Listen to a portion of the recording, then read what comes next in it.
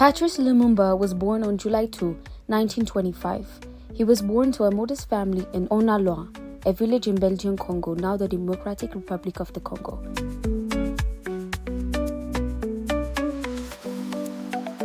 His father was a farmer and a traditional leader, and his mother managed the household and cared for the children.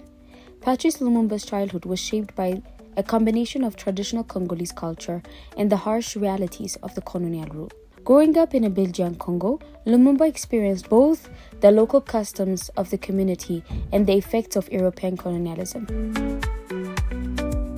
Lumumba's educational background played a crucial role in shaping his political and intellectual development. He started his education in local mission schools run by Belgian missionaries. This school provided him with basic literacy and numeracy skills, as well as exposure to French, which was the language of administration and higher education at the time. After completing his early education, Lumumba continued his studies at the St. Joseph Institute, where he got more advanced education and played a key role in his intellectual development. However, his formal schooling was limited due to financial constraints. Despite limited formal schooling, Lumumba was a voracious reader and self-educator. He educated himself on political theory, history, and the dynamics of colonialism through books and interactions with other politically conscious individuals. His involvement with local political and cultural organizations also contributed to his understanding of the socio-political landscape of the Congo.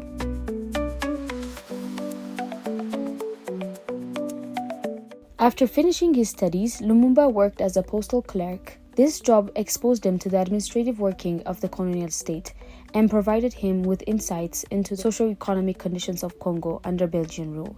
It also allowed him to interact with a range of people, broadening his understanding of the political and social landscape. Lumumba became increasingly involved in political and social activities. He joined various local organizations and began to engage with nationalist ideas.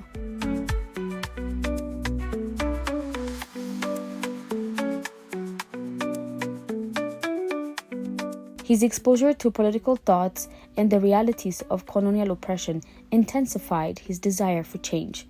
Later on, he became a prominent member of the APACO, a political party focused on advocating for the rights and interests of the Bakong people. His role in APACO helped him gain political experience and a platform to voice his demands for independence and social justice.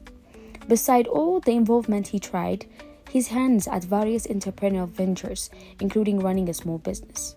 He also engaged in civic and political activities, becoming involved in several nationalist groups and campaigns advocating for the rights of the Congolese people. His effort to build networks and gain support for political reform was crucial in his later role as a leader. In the early 1950s, Lumumba joined the Congolese National Movement, a broader nationalist organization that sought to unite various ethnic and religious groups in the fight for independence, which was founded by Joseph Kasavubu.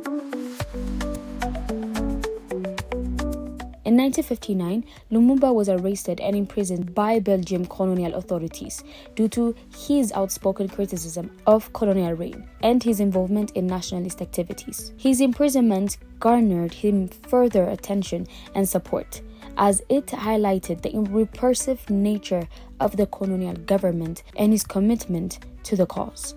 After his release from prison, Lumumba's leadership qualities and dedication to the independence movement became more evident, and that's why, in 1960, when the Belgian government agreed to grant independence to the Congo, Lumumba emerged as a key leader in the transitional period.